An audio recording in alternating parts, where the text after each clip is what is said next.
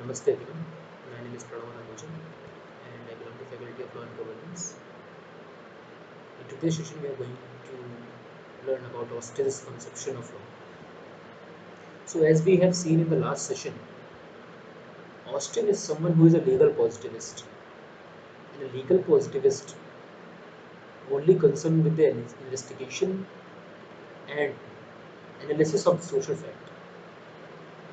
And it does not go beyond this.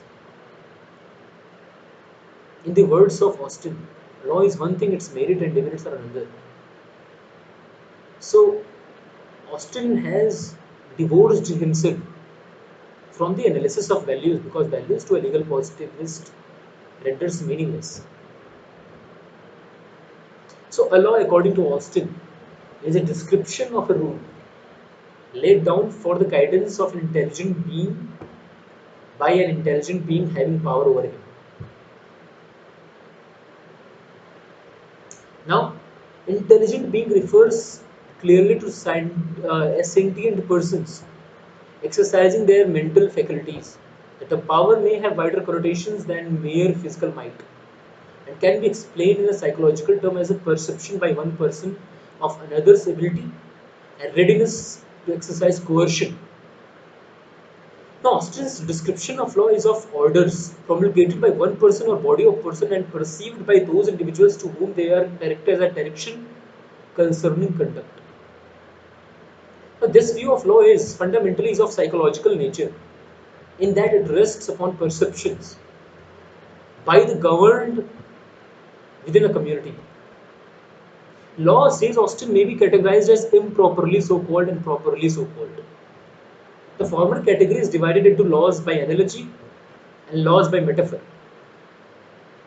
Now, law by analogy are rules set out and enforced by mere opinion, such as a communal law of honor. Such laws are aspects of positive morality.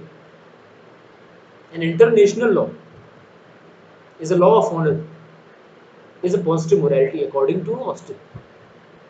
They are positive because they are man-made and they relate to a morality which has to be distinguished from the positive law. Now, in international law, the convention is the basic rule is pacta sunt servanda. Everybody ought to follow the agreement, the pact. Why? Austin questions why. I agree that it is man-made. I agree that you follow it, but don't call it law. Just because you follow it, it does not become law. Law has to have that element of command. Law has to have the element of sovereignty. Law has to have the element of punishment. Now you see, according to Austin, the laws properly so called are general commands, comprising the laws set by God to his human creatures and laws set by men to men. Now the laws of God do not fall within the province of jurisprudence, right? They fall within the ambit of religion, ethics, and whatnot. But the laws set by men to men may be categorized according to the nature of relationship existing amongst them. If this relationship involves men who have political superiority over others or who exercise legal rights conferred by their superiors, their laws comprise positive law or laws in strict, simple sense. The aggregate of these positive laws, these laws in strict, simple sense, according to Austin, is the essential and appropriate matter of jurisprudence. By contrast, where laws are set by men who are not political superior or who do not exercise legal rights conferred by superiors, these laws are mere examples of positive morality. As where rules relating to membership of a private club are published and accepted by club members, this is positive morality. Put your slippers out of a temple. You follow this. is a positive morality. The general commands given to community directly or circuitously are by the nature of continuing commands. That is, that they determine more than specific acts. Further, they are promulgated to persons in a state of subjection. It is possible to interpret this concept in a psychological terminology. Now, a state of subjection may arise from perceived political and social status. Those who are disenfranchised and who play no part in the enactment of communities' rules and laws will tend to view themselves as inferior and will be aware of the state of subjection. And what is subjection if not primarily a mental state? Now, Austin's analysis of nature of command gives support to those who view his theory also as a psychological theory. If says, Austin, you express or intimate a wish that I should or should not perform or enact. And if I am sure that you will visit me with an evil if I fail to comply with your wish, then an expression or intimation of your wish is command. Further, his command is distinguished from other significations of desire not by the style in which the desire is signified, but by the power and the purpose of the party commanding to inflict an evil or pain in case of the desire is disregarded. The psychological basis of Austin's command is clear. The command arises from the expression of a wish. Its power depends on awareness by the person to whom the wish is made known that evil will follow upon failure to conform to the wish and upon its perception of the strength of those undesired consequences likely to emerge as a result of disobedience. The greater the eventual evil and the greater the chance of incurring it, the greater is the efficacy of the command and the greater is the strength of the obligation. Hence, command viewed by Austin in terms of perception, in essence, is nothing but the playing with the psychological interpretations of a human mind. You see, Austin sees command and duty as correlative terms. The meaning denoted by each being implied or supposed by the other.